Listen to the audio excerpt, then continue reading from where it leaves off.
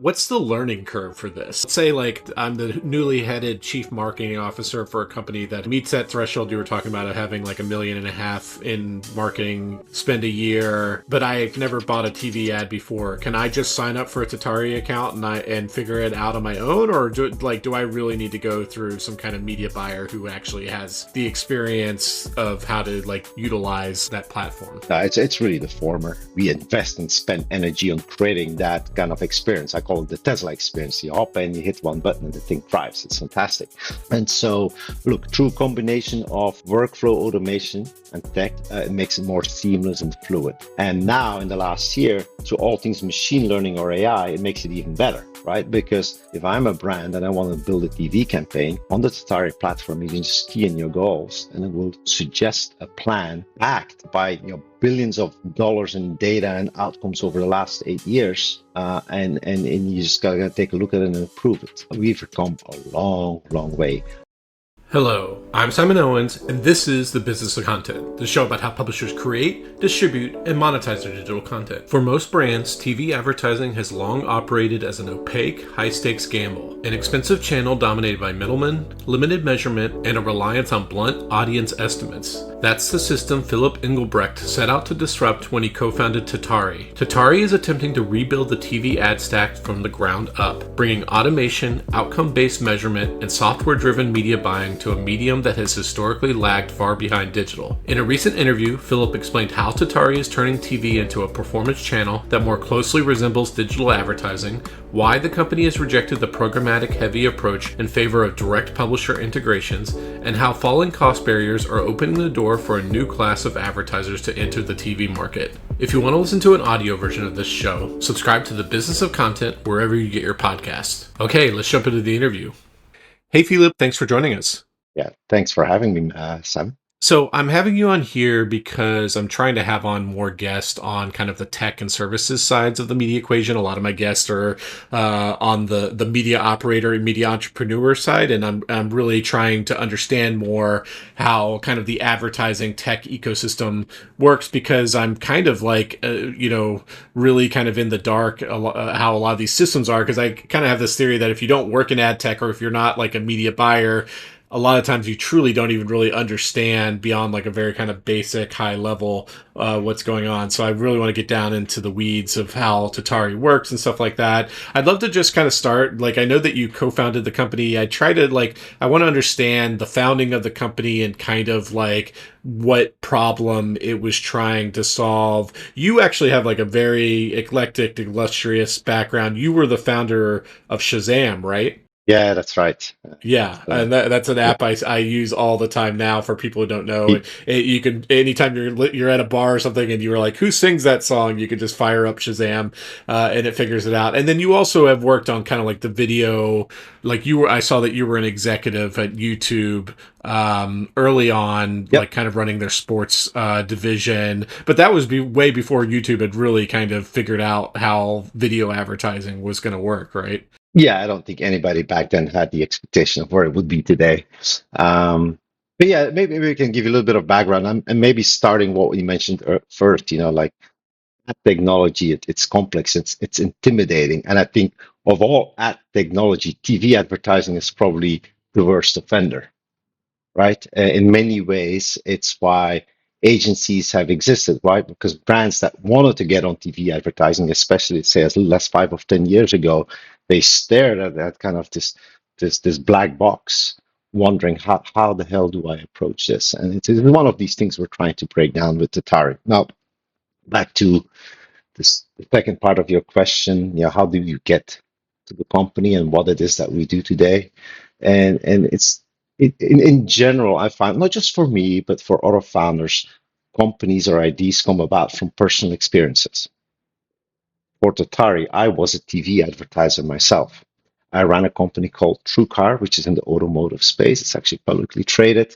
And after putting the team together, um, uh, building the product, shipping it, getting some organic traffic, we had to start getting into customer acquisition. And back then, well, there was search, but there wasn't even social media advertising yet. So we got very quickly into the old school media like TV. And I'm not a marketing person by nature. And so I had a lot of fears around TV advertising, and the truth is, all my fears came true, Simon. Right? We launched a $2-3 million TV campaign, and we weren't really sure what was working and wasn't working. And so we kind of set out for ourselves: can we use data to measure TV correctly? Because if we can measure, we can optimize it and make it work. Long story short, we succeeded in this. That was my personal experience, but it also came with the realization of like, well, we can do this not only for TrueCar, but we can very much improve on this and then build it for the industry. Approximately when were you buying ads for TrueCar? Like what around what year was that? 2000, 2000, 2009, 2010. 2009, 2010. So kind of before, like, Hulu had launched by then. Maybe Netflix was getting into streaming and stuff like that, but obviously Netflix didn't have ads for years. So this was still largely linear cable broadcast type advertising was really the only thing that was available at the time. And I'm guessing that during the linear broadcast era, most of it was done by hand. Like you had to get on a phone with someone, negotiate an ad deal. Like there wasn't like some kind of programmatic or like automated way that you could get your ads done back then, right? No, absolutely not. And as painful as it may sound, there's still a lot of that lingering around in the industry today. And actually, this kind of dovetails into the other point I was going to make, right? Where it kind of came up, I wouldn't call it the idea, but this realization is like, hey, we got to measure TV better, right? So we can run stronger, highly optimized campaigns. But as quickly as we got into the company, we also learned and observed that the need for technology and data science in media execution was even higher. The opportunity was even bigger. And so, if you look at Tatari today, it's really kind of like an integrated or vertically integrated stack of technology focused on the world of TV advertising, whether it's linear TV or streaming TV, right? From creative management to media planning to media execution, measurement, optimization, and then, of course, everything that has to do with privacy and identity solutions. So it's one stack. For the listener, actually, the company is structured as a holding company, Infra, with different brands. Tatari as the demand side component, Upstream as a supply side component, and then Vault as the privacy and identity solution. Those here are big buckets, and maybe through the conversation we can double click on one of those and So for take you all the through for it. like the linear TV back in that era, like were you just having to rely? So were you having to rely on like Nielsen and stuff like that to even get like basic information on how popular or like the success of Yeah, the programming and stuff like that versus like when I advertise on YouTube today, like I have a dashboard that I'm looking in. I'm seeing the reach, the number of impressions, the demographic breakdown of exactly who looked at my, like none of that was available back then, right? yeah. But see, Simon, I think you know more than you kind of like alluded to earlier in the podcast. But yes, I mean, look, let's talk about measurement. That's also our origins, and traditionally, and still to a very large extent today, measurement in the role of TV advertising is kind of like coming up with a concept where the success of a campaign is defined by the extent to which you can reach or find an audience. That is the Nielsen recipe of measurement. And by the way, it's a good concept. When we started Tatari, we very much focused on kind of an alternative version of that, an outcome measurement. Success of a campaign was determined by the extent to which it drove an outcome. And an outcome could be as simple as like, hey, does it bring somebody to my website? It could be deeper down the funnel. Did they buy the product? Or in the mobile world, was the app installed?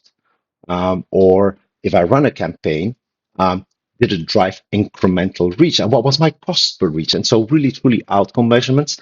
The company was started in 2016. I think people kind of, I wouldn't say laughed at us back then with this concept, but I think we've been largely proven right about it. And now we have big brands that we take the whole way into the Super Bowl, right? Companies like Row Health or Life 360 or Gusto, and these brands not only want that Nielsen recipe, but they also want the Tatari recipe and the outcomes.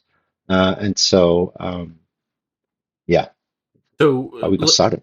if I advertise on Facebook, I can create a special tag on my website with the hyperlink.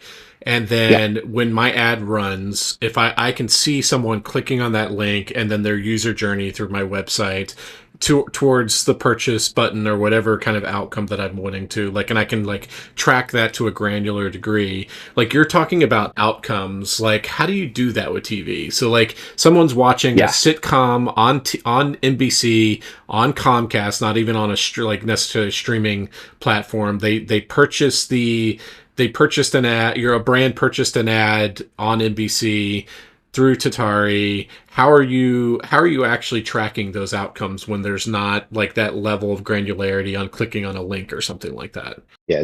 Therein lies the difficulty, but also the beauty and the opportunity. You're right, right? In the digital world, we can see the clicks, we can track those clicks, but nobody watches an ad on TV, Simon, and gets up from the couch and clicks the TV. You don't do that. If best, at very best, you might whip out your phone and maybe check the product. But in most cases, and I don't know the exact percentages, but say like 8 out of 10 people, they might do it the next day, maybe from the office, or a month later when they're ready to buy a car, right? And so how do we like there's kind of like a almost like thin air in between, and how do we make that connection? And maybe this is a good moment to geek out a little bit, but ultimately we'll try to find that connective tissue, both in deterministic models where we literally look at user agent details, both on the response and the impression of the ad, and see if we can glue them together. And we can look at probabilistic models, right?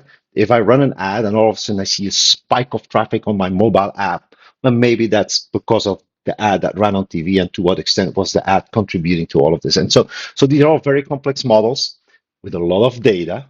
Tatari ingest has an insatiable appetite of data that we bring together.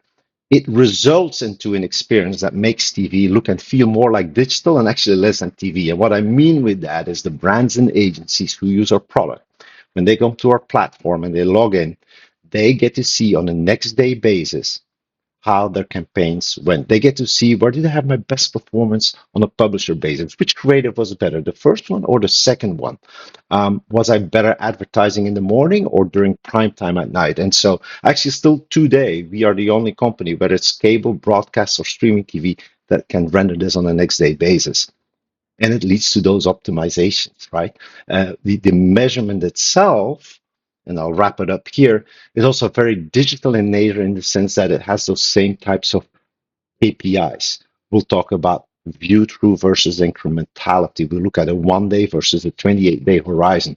And for the modern growth advertiser, especially those who get into TV, that's super important because they can launch with Atari and immediately do an apples to apples comparison between what we tell them and their existing Facebook or Google search campaigns. So you launched in 2016. And so is what you're building almost like a platform for people for brands and agencies to log in and actually like create some kind of targeting like almost my back I can understand how like a YouTube ad buying or Facebook ad buying where I'm like putting in my copy or the creative, I'm putting in targeting parameters, what my outcomes are. Is that kind of basically what you built with Tatari? Is that kind of interface Mhm. between the brand and the media company? Yeah, absolutely. And obviously, it has evolved a lot from when we started 9, 10 years ago and where it is today. Um, uh, uh, the short version is yes, as a brand, I come to Tatari, I may have certain creators, I upload them, that's where they get managed and prepared for distribution to all the publishers and networks. But then I can set my goals, and that could be, you know, direct response like in nature or more brand like in nature. And in today's version, with all the machine learning based on the data that we have, truly a click of the button creates a television advertising plan, with incredible accuracy and actually performance that's better than what the traditional TV advertiser can do.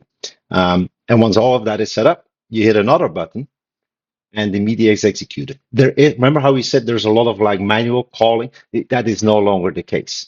I know this sounds terrible to say, but we don't need to talk to the networks anymore. There's a full technology integration as it comes to media execution. How do you solve the chicken or the egg problem of like a new platform coming onto the market? You need all in order for you to get brands to advertise on these media companies. These media companies have to play ball and you know, agree to have your platform being kind of like the interface through which ads can buy. Is it just like as simple as hooking up to their APIs, or did you have to sign specific deals with all those companies so that you could be basically a buying platform for their advertising space? Like, I don't really understand how you kind of insert yourself between the brands and the media companies.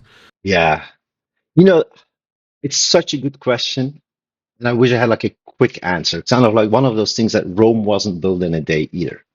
The truth is, Simon, it's like when we started and we had our first client, um, we had difficulty even connecting with a major broadcaster or cable company, right? Because we're so small, and I understand not necessarily taken seriously, but over time we grow or we grew, and the relationship, the partnership today is so much more beyond a commercial agreement.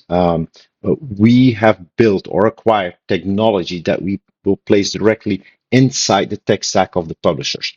I'll give a quick example of that. We announced a company called Upstream, and this is where our tech lives in the ad servers of the NBCUs, the Paramounts, the Warner Brothers of this world. And so when we have to execute media, we can do it straight there. We don't have to go via intermediaries anymore because we now have sufficient scale and swagger, if you want to call it, to get those direct integrations.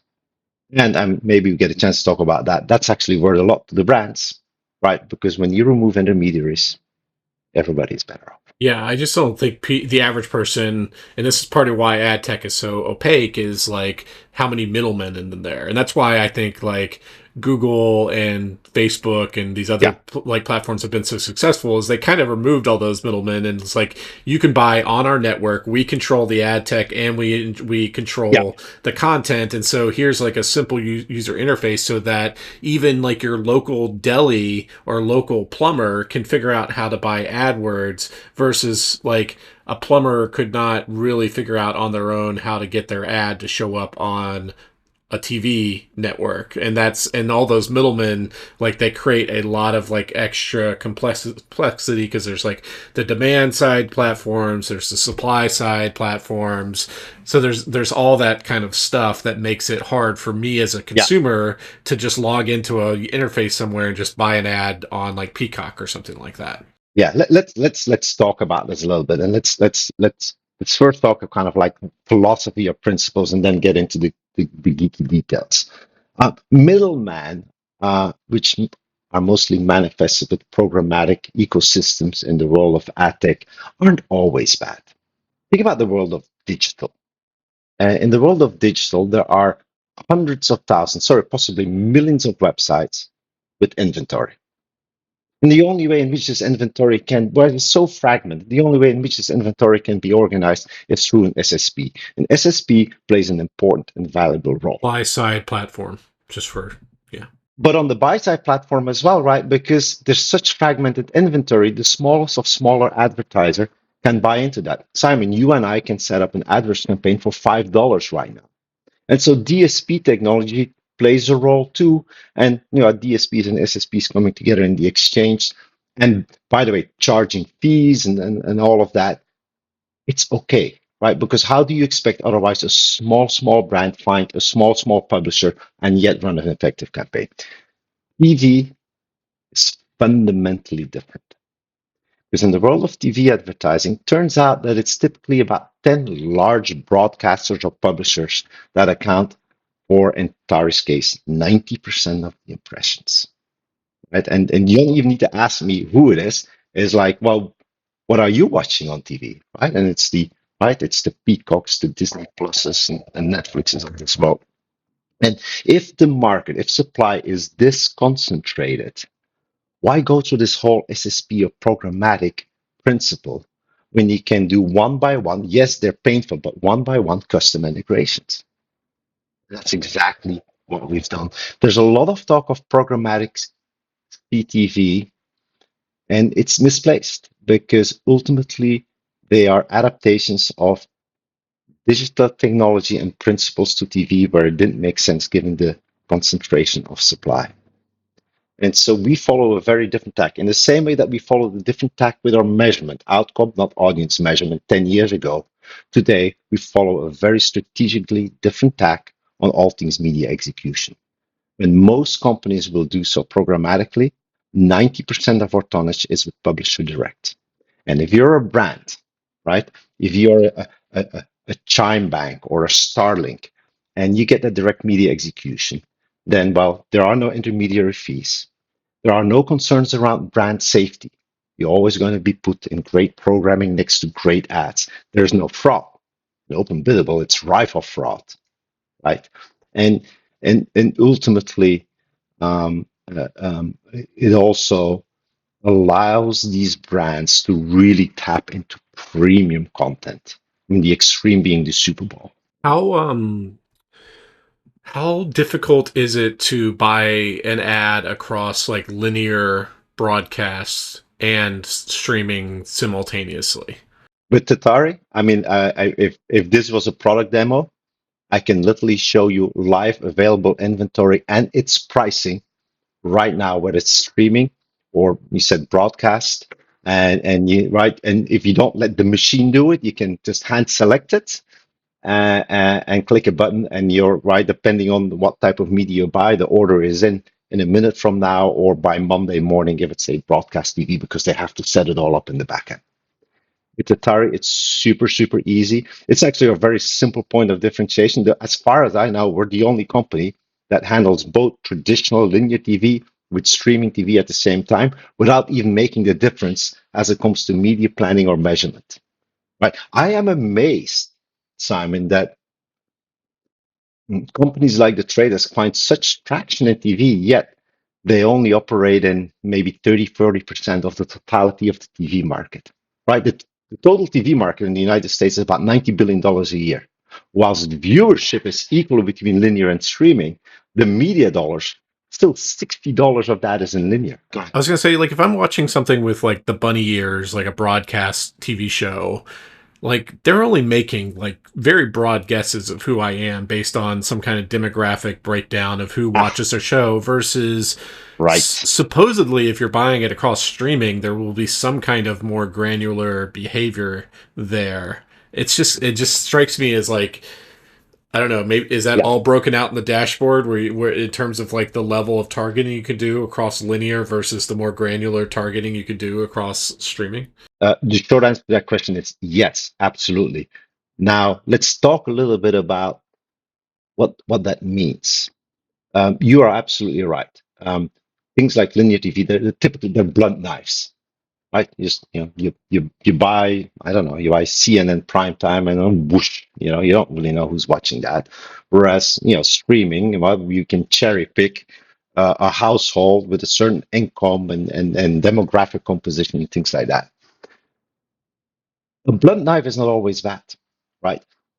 Let's talk, right? So in the world of targeting, it's fantastic, right? Because you can cherry pick your households and your audiences. But the more you target, the more narrow that comes, and the less sales you can drive from that narrow segment. So sometimes going blunt, i.e., driving reach or building awareness so that you can later drive towards consideration and conversion is also good. And this is often the most misunderstood piece about TV. TV is as much about brand building as it is about performance and reaching audiences. And so actually, if I were to confess something, the hardest part for us as a company is to take a brand. Um, Trying to come up with a good example. Take Satva mattresses. Take a brand, and they're going to spend their first TV advertising dollar with us and with a small budget, $100,000. And what we do there is we go very precise and we target and we show them performance. And they love it and they want to scale up. But the hardest part is actually to switch them out of that performance driven mindset and move them into the brand mindset, where they buy new audiences, people who never heard about the excellence of the Sattva mattress, and then actually go buy it, right? Yeah, and so and then if you look at Sattva as an example, well, now they're one of the biggest sponsors in, for example, the Olympics. That is through brand building, and that switch, tapping into the beauty of TV, of reaching the largest audiences possible, is possibly the most important part of TV advertising. And our tech will, of course, in a self-serving way, lean into both of these components. Use Tatari to buy ad inventory on YouTube. Yes, limited, I will say. Yes, I love how you touch on this. Google is what is often referred to as a walled garden. They will not share any data back. When data on impressions is not shared back, Simon, our capability to bring that measurement that I explained a minute ago to the brand or the agency is a little harder. And brands and agencies often don't like that. And so they will always favor inventory or publishers that can give them measurement.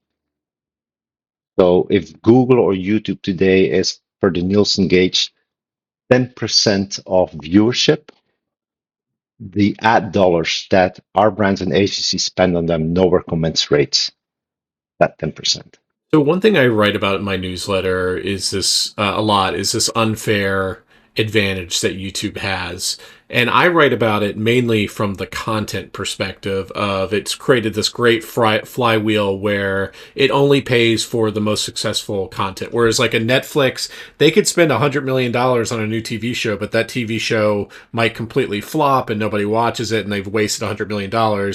Where because YouTube is entirely based on an advertising revenue share, they only pay for successful content. So it creates this great flywheel and none of the Hollywood companies can really compete with that. But another aspect of why YouTube is like has an unfair advantage over the other media companies is because it's hooked into people using their phones, watching on their desktop computers, and then watching on their TVs. Plus, it's hooked into Google, which is the greatest advertising platform of all time. Like people who are logged in to YouTube and their Google accounts all that time. Like, how do the media companies, like even Tatari, like how do you even begin to compete with that level of granularity of data when YouTube can capture user behavior across so many different platforms?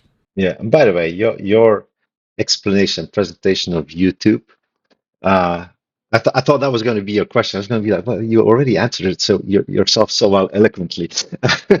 How do you compete with that? I mean, look, um, first of all, we do transact YouTube inventory. There are certain things that we can do for the brands that work with us, but always keep in mind that thankfully they do not own 100% of the market. They own 10%, and I could see this going further up, but I also don't see it going, to 50% plus. And so it's a soft reminder that not everybody watches YouTube. I watch YouTube, but there's a lot of people who don't. And brands who want to advertise on TV, and remember, reach audiences, right? Find people who otherwise they wouldn't have figured out. Um, they need to branch well beyond YouTube. And so, yeah, look, in the world of ad tech, there's lots of friendships and enemies, and they're kind of like they flow through each other, and it's one of those here as well. Yeah. And then, obviously Amazon's now aggressively moving into advertising and theoretically Amazon has my entire purchase history and stuff like that. That's another Mhm. level of granularity in terms of the products it could recommend on like TV advertisements and stuff like that. Like, Yeah. is that something you can advertise against in Tatari, or is that also kind of like a black box that Amazon 100% No, no, owns? no. There's I always say there's kind of two components, right? In the example of Amazon, the one that you refer to is like, hey, those incredible, interesting insights about what happened on the Amazon website. These are segments that brands and agencies can buy, and that we can then execute media around. There's no problem around that. As a matter of fact, I think Amazon DSP has evolved a lot just in the last 12 months. But also on the measurement side.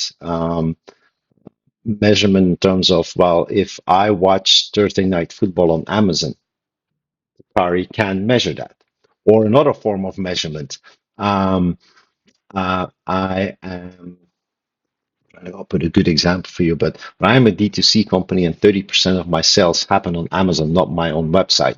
Those sales that happen on Amazon, we can attribute those back to TV as well. So I think there's a whole lot more we can do. So one of the key advantages of like a Google or a Meta is that, like I said, like a local plumber can figure out the basics of how their system sends, and that local plumber can test out with an incredibly low ad buy, like $5. And so in aggregate, like yeah, they have the big brand, like obviously they have all the big brands, but I think their kind of secret superpowers, they can start, every small brand can enter, and then as that brand grows, it can become a bigger and bigger advertiser. So you could start with like a plumber could start with paying $5 a month into Google AdWords or Facebook, and then can gradually grow that over time. Obviously, in the linear TV days of old, like of 30 years ago, I'm guessing that you couldn't even get into the TV advertising game. Maybe the local TV advertising you could do, but for a lot of TV advertising, you needed to be able to spend a ton of money. And a lot of local businesses didn't do TV advertising just because they couldn't meet that kind of threshold. Is the threshold changing because of ad tech, of like being able to just like go into a dashboard and say how much you want to spend? Like, is Tatari helping to lower that threshold for brands to get into TV advertising? And what's the lower end of that threshold right now? If like the lowest end of threshold to get on Google AdWords is $5, what's the lowest threshold that I can go into Tatari today and buy a TV ad? Yeah, so I'll unpack it, but my headline answer would be like, yes, that threshold is lowering, but I don't think it's lowering to a point where the industry likes us to believe. So let me explain. Um, when I was a TV advertiser for the first time myself, the buy-in price was something like $3 million. When we launched Atari, Simon, the buy-in price, i.e., the price for a pilot or the request of media spend in a pilot, was $100,000. That's pretty good. Today, we'll launch brands with as little as $20,000, right? And right, $20,000. And of course, that's because we have a new form of media, CTV, where you can buy in smaller portions, but also because of all the tech that we built. And we will launch a linear campaign with that little money. That is absolutely possible. Um, I think there's a little bit of a drive in the industry right now where certain companies like to suggest that um, the smallest SMBs, the 20, 30 million SMBs in the United States, will do TV advertising in the same way like the plumber that you referred to will run an AdWords campaign. I do not believe that. There is a kind of like truly a floor to that. What that floor is, I don't know anecdotally, right? And I don't have anything to back this up. Anecdotally, I always say that companies that do less than maybe $1.5 million in total advertising annually, doing TV is probably not the right platform for them. There are other digital means that are lower hanging fruit. And so we look, and how large is that set? I don't know. There's maybe 20,000 TV advertisers today. Maybe it can grow to 50,000 total, but it's not the 20 million SMBs. Right. So for anybody who listens and you're a tiny, tiny brand, and if you're not doing, I don't know, 10 million in GMV, or you're doing less than $1 million in marketing, I know this sounds like shooting myself in the foot, but I think you're better off exploring other platforms first before you get into TV, and vice versa. Sometimes we come across fantastic brands and they're spending $30 million on Meta and they have yet to dabble into TV. And what's going on there is that they're hitting those same people on Meta over and over again, whereas just with the smallest amount of money, they can get into TV and find audiences they've never seen in their lives. But certainly $20,000 entry is way easier than $3 million entry. So what does that mean Yeah. for traditional Hollywood companies? Like, does this widen the market for them? Does this create like Yes. a much bigger opportunity? Absolutely, it does, right? And I always say, and our publisher partners will always echo this, is like companies like Atari are net incremental to the industry, right? Because In a high level, 75% of all the brands that we bring to TV, we bring about one new brand to TV every day. 75% of those, it's their first ad dollar on TV ever, right? It's not that Peter steals from Paul, so to speak. Um, and so I think it's good for the industry. The one piece we maybe haven't touched on yet is creative, because launching a TV campaign also means that you have to have a video, 15, 30-second video, which, by the way, you have to look good into. It can't look crummy because that's a bad reflection of your brand. And I think for many companies, still very recently, that was a big consideration as well. TrueCar being the example, we spent hundreds of thousands of dollars on one creative and a lot of emotional capital because we couldn't agree what the right creative was going to be. Today, most brands that launch with Tatari, they'll launch with 4, 5, 6 creatives. Fast forward a few years, especially on the back of AI technology, brands will launch with hundreds, possibly thousands of creatives, and blazingly fast, we're going to optimize for which ones are performing the best. I actually see it's not a collusion, but I see a great conversion of influencer media and TV media, right? Because again, sticking to the TrueCar example, 15 years ago, you have one creator. But today, hundreds of influencers can look at a brand, use AI tools, spew out 1,000 creatives, show them to the brand and say, now, which ones do you want or which ones do you want to test? I think there's a beautiful converge on the horizon between both industries. So if let's say like in the 90s during like Seinfeld, like there was an NBC executive who probably knew most of the advertisers that were appearing on Seinfeld. Maybe they had some local TV inventory that they weren't aware of, that like local affiliates were selling into it, but they knew who were the big advertisers. How much insight does the average executive at like an NBC or Fox or whatever, how much insight do they have onto who's actually advertising against their inventory versus they might not, because it's like now being a little bit more targeted, especially on streaming, they might not really know. Like there's not a human being that's like proving every ad there, right? Great question. When media is executed programmatically, they actually don't, right? Because you could argue that the impressions get anonymously picked off by a DSP, and they don't know. If you follow the Tatari recipe of direct media execution, these people are very savvy at the publisher side. And still, like what you mentioned, the old NBC Seinfeld episode, they actually see what demand comes through with Tatari. And they like to know that.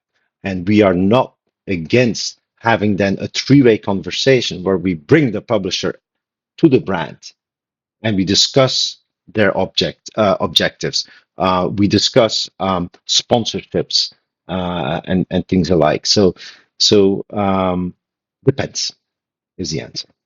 What's the learning curve for this? Like, I keep on going back to the plumber, but like he can figure this out on his own. Let's say like I'm the newly headed chief marketing officer for a company that has, meets that threshold you were talking about of having like $1.5 million in marketing spend a year, but I've never bought a TV ad before. Can I just sign up for a Tatari account and figure it out on my own, or do I really need to go through some kind of media buyer who actually has the experience of how to like utilize like that platform?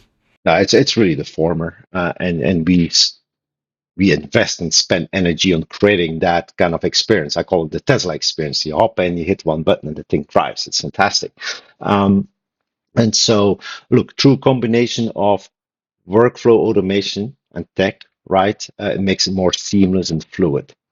And now, in the last year, through all things machine learning or AI, it makes it even better, right? Because the example I referred to earlier, if I'm a brand and I want to build a TV campaign on the Tatari platform, you can just key in your goals and it will suggest a plan backed by billions of dollars in data and outcomes over the last 8 years. And you just gotta take a look at it and improve it. We've come a long, long way. I mean, look, Simon, like as little as 3 years ago, especially the traditional agencies, they would send around spreadsheets with plans. Just think about the round trips that takes. And we don't do any of that. It's just impossible. Yeah, so it's completely. It's all a lot of TV buying now is like really like done on a platform on an actual, like it's not all done by hand anymore. Good Even the grievance. No, even it's the not. linear stuff. With Tatari. I'm sorry, I'm not trying to kind of like, be self-serving, but I think we're very unique in that. Yeah. So when you look, and I want to be cognizant of your time, I know we're coming up at the end of the hour.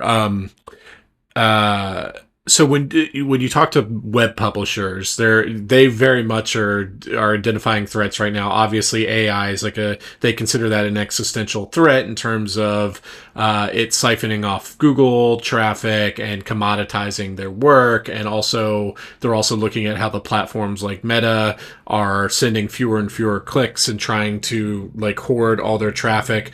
What are the kind of threats to that? People in your industry, more TV specific, are talking about that's on the horizon. From a publisher point of view, right? If you're in, I don't know, a Disney, NBCU, like that. Yeah, I mean, look, if we had gone to a major publisher as little as 5 years ago and told them that they would be competing with Google, even Netflix, and Amazon today, they probably would have laughed you away. But here we are, right? And that is a threat because they do operate in these walled gardens, and they do have an unfair advantage of data where it's identity graphs or user behaviors and shopping behaviors. And so I think for the TV industry as a whole, these new tech, the FANG, whatever you want to call it, uh, that is a threat. Yeah. Yeah. And so like how do you prepare yourself for that threat? Is it about like it seems like this a lot of these streaming apps are still very rudimentary in terms of at least on the algorithmic side of serving up content. Like if I log into Paramount right now, based on my reading of the reporting on this, I'm going to see the same home screen as you do when you log into Paramount, I think. Obviously, I haven't tested this out myself, but this is just the reporting that I've seen. Versus if I go to youtube.com, I'm going to see a completely different screen compared to you. Like, Yeah. are these streamers still like way behind the major tech companies in terms of like basic targeting, data collection, like all that kind of back end tech to like make their advertising more efficient and better? Well, yes, they're behind, but do not discount them. Right? What's your best defense in the kind of the scenario that you laid out? But one is strength in numbers and consolidation. And we saw Paramount, Warner Brothers. I think that's actually kind of a good deal, and I don't think we're done. Right? If you're NBC or Peacock, what do you do from here? Well, something's going to have to happen. The other piece is if you look at all these media companies, let's take Paramount, Warner Brothers as an example. They have brought in some really, really smart people, and they are in the background working on consolidating all their legacy systems, replacing them. And so if your question is like is this a one way kind of like ticket downhill for them, I do not think so. These companies do know a lot about content. They've been in this business for decades. What doesn't kill you makes you stronger, so exciting times ahead. Yeah, I mean, certainly that's the pitch that David Ellison has made is that his dad He's owning right. Oracle will make it somehow superior in terms of data collection and optimization. I will note though that AT&T when it acquired Warner Media made the exact same argument that it was going to be able to take all its mobile data and pair it with the data from streaming and make some kind of superior advertising technology, and that never really happened. Yeah, but if you hear a tech company buying a content company or media company, not knowing anything about the business, that is the big difference. That is a big difference. And look, by the way, and now it's terrible to say, but if you look at a media company going into ad tech, it isn't all roses and peaches either. I mean, we see some of the issues that Netflix is struggling with. And I'm not trying to be kind of like adversarial here, but like these are things they have to learn too how traditional TV works. They'll get there. But it comes from both ends. Nothing is ever perfect or easy. Hey, Philippe, those are all the questions I have for you. Where can people find you online? My kids always joke that my social media is LinkedIn because I only got an Instagram account recently, so that's probably the best way to find me. But otherwise, just email the company So, well, this is a lot of fun. or Thanks for team for joining me. me. Hey, thanks for having me, Simon. This is great. Have a good weekend.